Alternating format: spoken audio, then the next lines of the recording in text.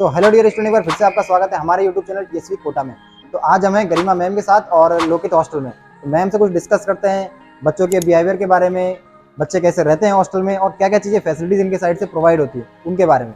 तो सबसे पहले मैम स्वागत है आपका हमारे चैनल पे। इसमें मैम जैसे कि आप बताना चाहें कि अपन जैसे कि हॉस्टल की फैसिलिटीज़ में क्या क्या चीज़ें प्रोवाइड करते हैं बच्चों को।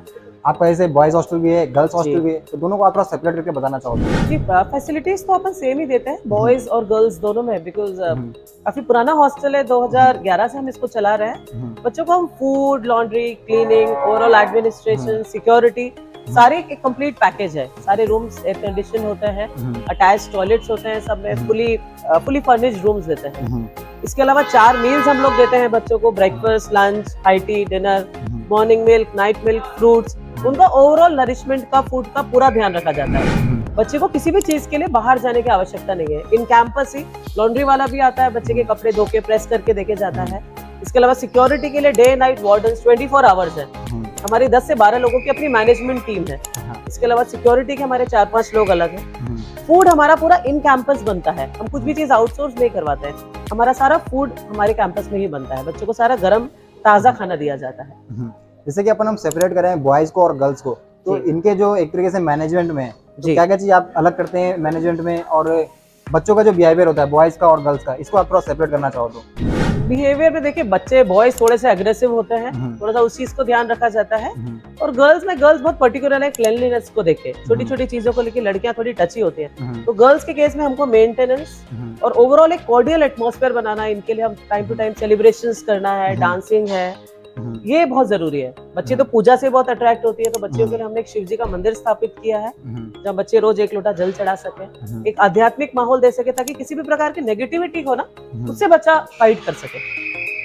इसमें जैसे कि अगर हम गर्ल्स की सेफ्टी के बारे में बात करें, तो गर्ल्स की सेफ्टी के लिए अपन क्या आदर करते हैं अदर हॉस्टल्स के कंपैरिजन में। गर्ल्स की सेफ्टी के लिए देखिए, हमने अपनी मैनेजमेंट टीम को बहुत ज्यादा बढ़ा रखा है। बॉयज के केस में लेट्स से हमने 2-3 वार्डन्स रखे हैं, तो गर्ल्स के केस में हमने 7 वार्डन्स रखी है। और ये सारे वार्डन्स सारी लेडीज। हाँ, गर्ल्स के केस में एक चीज हमें जो बहुत ज्यादा ध्यान रखनी है वो ये है कि गर्ल्स के केस में सारी लेडीज स्टाफ है, जितनी भी है। हमारी डे में अलग है, नाइट में, पर ऑल लेडीज। डाइनिंग में भी हम देखते हैं तो मैक्सिमम हमने लेडीज स्टाफ रखी है, बिकॉज गर्ल्स की डीलिंग लेडीज से बेटर हो पाती है। और ये प्रोविजन भी है, जरूरी भी है, गर्ल्स का लेडीज से इंटरेक्शन होना ही चाहिए। बीइंग अ फीमेल मेरे लिए भी इजी है टू एडमिनिस्टर द गर्ल्स। तो जैसा कि मैम ने बताया कि हॉस्टल की फैसिलिटीज के बारे में और बॉयज और गर्ल्स के सेपरेशन के बारे में, उनको मैनेज करने में क्या चीजें कैसे आती हैं और क्या चीजें डिफर होती है। अब इसके बाद हम मैम से जानते हैं कि मेस की जो फैसिलिटीज हमारे साइड, आपकी साइड से जो होती है, उसमें अपन क्या चीजें करते हैं, जैसे कि फूड का डिफरेंशिएशन, की फूड 7 डेज में कितना डिफर होकर बन रहा है और क्या चीजें होती है उसमें। देखिए, फूड में हमारी पूरी कोशिश रहती है कि हम वैरायटी खिलाएं, बट ये सब कुछ डिपेंड करता है सीजन पर, सब्जेक्ट टू सीजन की जो अवेलेबिलिटी है। डिफरेंट वेजिटेबल्स इनको दी जाती हैं। वीक में इनको 2 मील स्पेशल दिए जाते हैं। हम 2 बार इनको अदर देन रोटी सब्जी जो स्पेशल, जैसे छोला भटूरा, पाव भाजी, इस तरह का मील देते हैं कि बच्चों को भी थोड़ा एक रोटी सब्जी से बोर्डम जो हो जाता है, तो थोड़ा चेंज मिल जाता है, वो वेट करते हैं वो स्पेशल मील की। तो जैसे कि मैम आपने बताया कि अपन मेस की जो एक तरीके से जो मेन्यू सेट होता है वो सीजन वाइज डिफरेंट होता है। जी, तो ये एक तरीके से आप लोग डिसाइड करते हो या बच्चे डिसाइड करते हैं कि हमें क्या खाना है या फिर क्या चीजें चेंज करवाना है, इसको अपन कैसे हम लोग डिसाइड करते हैं वैसे, पर बच्चे अगर कुछ सजेशन देना चाहे तो दे आर मोस्ट वेलकम। कई बार बच्चे आते हैं, आंटी ये खाने का मन है, तो हम वो भी मेन्यू में डालते रहते हैं। टाइम टू टाइम बच्चों के सजेशंस के अकॉर्डिंगली मेन्यू में अल्टरेशन होता रहता है।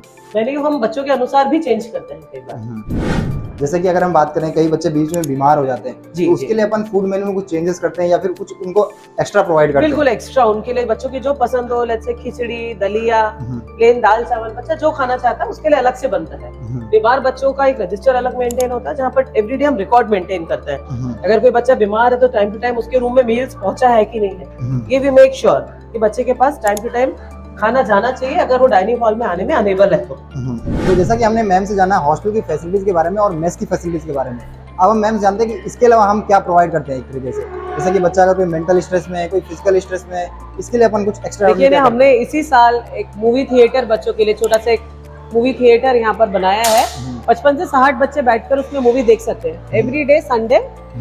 एवरी संडे हम लोग अपने द्वारा फ्री ऑफ कॉस्ट बच्चों को एक मूवी दिखाते हैं।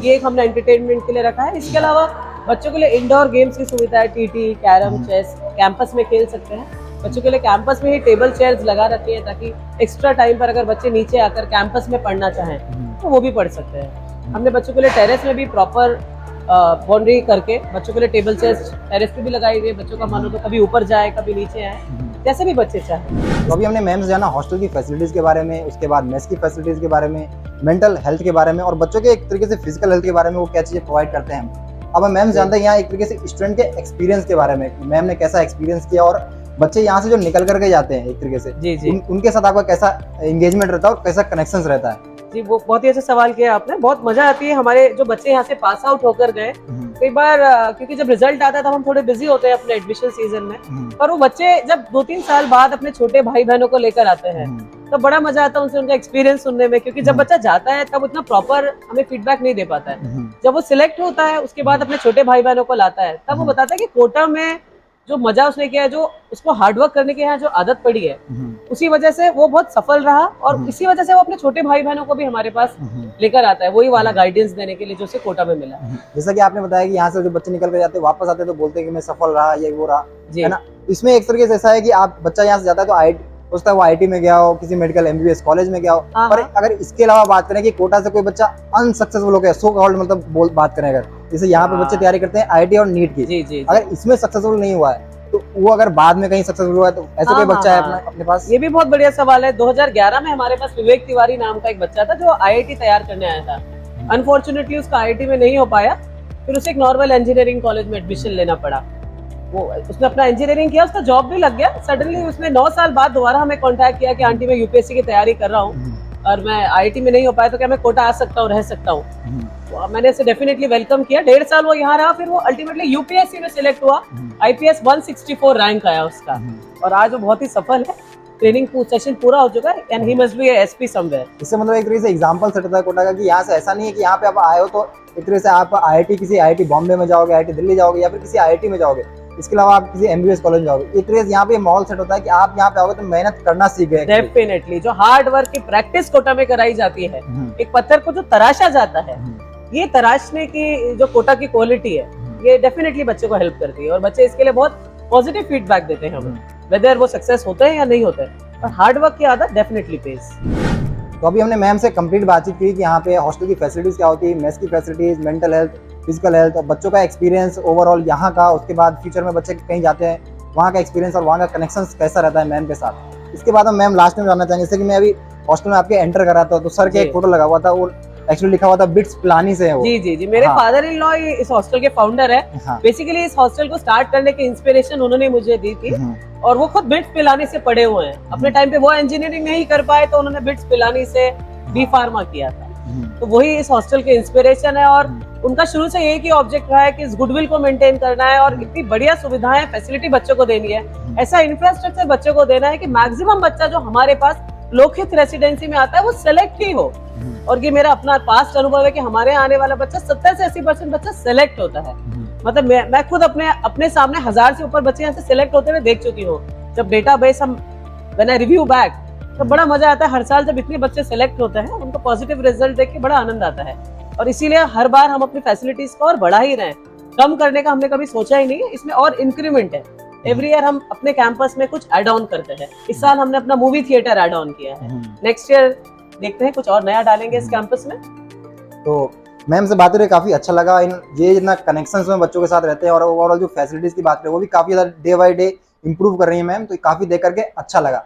तो ठीक है, इस वीडियो को यहीं पे एंड करते हैं, मिलते हैं किसी नेक्स्ट वीडियो में, तब तक के लिए कीप लर्निंग। Thank you.